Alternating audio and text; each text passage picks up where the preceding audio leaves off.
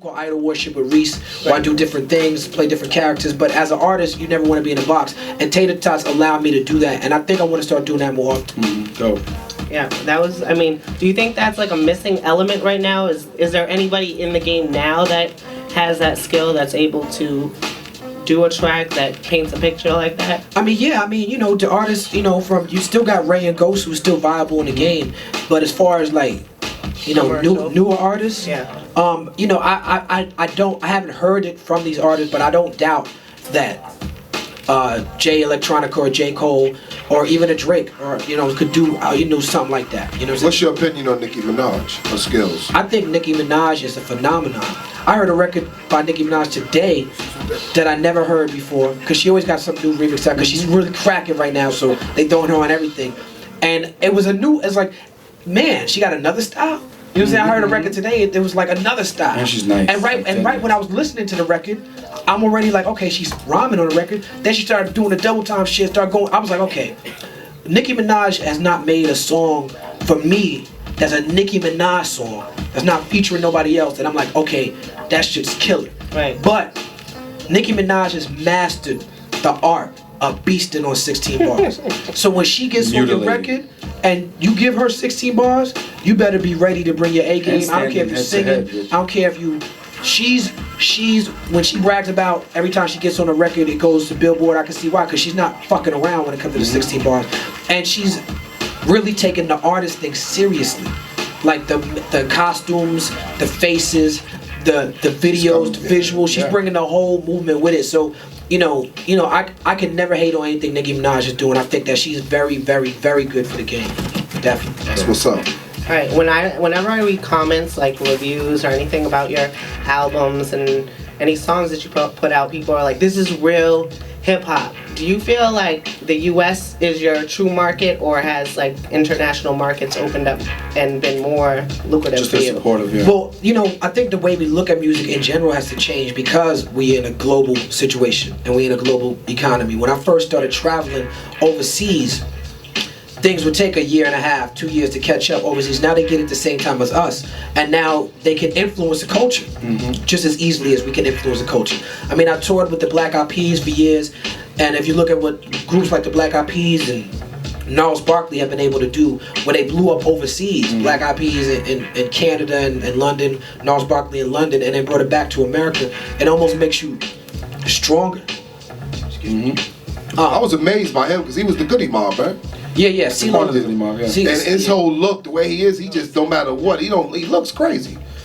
But you know, he looked like that and he acted like that in the Goody Mob. Yeah. He just needed to find a different platform, and that's what you know, CeeLo's a good example, because you know, Goody Mob couldn't have done those. The Goody Mob tried to do records that he did on Gnarls Barkley. They did an album called World Party, where the whole intention of the album was, we just, you know, when Goody Mob came out, we was talking about New World Order and everybody, y'all like that, but you know, we just some niggas from Atlanta that like to have fun sometimes, you know, so. Wrong time for it. Right, it was a little too ahead of his time. CeeLo then had to leave and do his own thing and be accepted that. So now Goody Mob is back together and they doing shows. I mean, when he came out with that long preacher robe on, I was like, I like that. Yeah, I was always dope. like, that's dope. Yeah, he the true CeeLo Green. Him and Dre had a plan. Yeah. And outcomes were like really, they were kind of outlandish as well. Okay, just to get into some stuff that everybody knows out there, do you feel like the Jay-Z, Kanye, like public cosign gave you like more of certain notoriety? Yeah, or do you think it? Yeah, I mean, there's people now, since Jay-Z have kind of co-signed me, and since I co-signed Kanye, he returned the favor. You know what I'm saying? But there's people now who know me on a celebrity factor where I get a lot of respect, and they feel like they should know me, but they're not really fans of the music, and they don't know the music. So they know that Jay-Z respect me, so they feel like, okay, they give me that respect, but they don't really, it's not for my output. You know what I'm saying? And which, you know, that's okay. I just gotta parlay that into what I'm doing. You know what I'm saying? Okay. Alright, cool. And a lot of people out there are also wondering why there's no high-tech beats on Gutter Rainbows. Well, you know, I just did an album with High Tech last year where he did 15 tracks, you know what I'm saying? And so you thought that was... Yeah, I mean, and High Tech did one or two on Eardrum. One on Eardrum, he did 4 on Beautiful Struggle. It's interesting. People think of Beautiful Struggle. They be like, oh, I didn't like Beautiful Struggle. I wish he would sound like Rawkus. I wish he would get back with High Tech. High Tech did 4 tracks on that album. He did the title track, Beautiful Struggle. You know what I'm saying? So that shows you that people's perceptions is deep bigger than what it actually is. But I mean, big up to High Tech. If it wasn't for me working with High Tech, I wouldn't have an ear to be working with all these great producers. You know? Okay. Y'all go back. Yeah, you know, definitely. All right, we have a Twitter question. All right.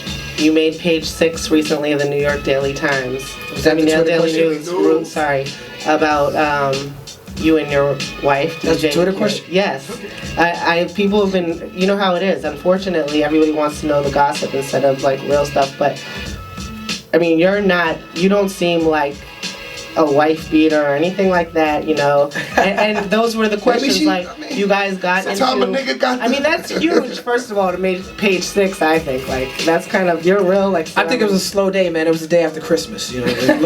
Looking for bills, pockets, she still snagging at you, and was that you just backhand her. Was that just a relationship? No back. Was that just a relationship spat in public that got, you know? Yeah, I mean, it wasn't really in public. It was at a party. It was at y'all said that y'all couldn't get into public. the album release party. You know what I'm saying? But no, it was technically public, but it was after party was done. Right. We was in the back. I was with all my friends. We was drinking, hanging out, and yeah, we had an argument. But the story said that we fought. That she swung on me, I swung on her, knocked over tables, we got kicked out. They said she threw her hands up, was throwing blows? Yeah, the story was like crazy. The story was just It's always exaggerated. I mean, I've had things exaggerated, but that was like going too far. Yeah, that was just some. But I mean, you know, man, I mean, I guess I didn't know people cared that much, and I guess they do, which is, you know, yeah. Right, so that's just when you're a celebrity. Your whole life is in the media, you know. Yeah. So, I mean, that's not always. But see, my whole experience has been like, that's why I answered the Jay-Z question, like, because it's been people know me from the music, right? Not from stuff like that. So that was a little different. You know what I'm saying? All right. Well, I mean, everything else out there, everyone respects you. Like, I mean, even those people, they just wanted to know the gossip. You know how people are. That's my nigga. I mean, next time you gotta send me a picture when you come from behind with the back. He likes because I want to see it, like how they be nagging you and nagging you. Oh, all right. Right, like I could be your security. All right, so everybody go get Gutter Rainbows. It's on iTunes right now. You're even streaming it from your MySpace. We did that. We done with that. It's available for sale now. No more streaming. But you can go on iTunes and preview it for a few seconds. Exactly. And then cop it. Yeah, definitely go get that album, number 29 on the Billboard, and number 4. And then the next album coming on Hip Hop. Yep. Next album, you know, before my next album, Strong Arm Steady. Oh yeah, okay. Arms and Hammers, February 22nd. Alright. I'm on that album. KRS-One, Corrupt, Young Gotti, Too Short. Oh, I gotta hear that. Knots produced it. Wow. DJ Khalil, Madlib, Terrence Martin, Jelly Roll. It's greatest hip hop album emerging out of Los Angeles in a long time. Wow. Yeah, so make sure y'all check for that. And Jean Grey's Cake of Death this spring. Okay. And then Prisoner of Conscience in the summer. Alright, and follow. Yeah.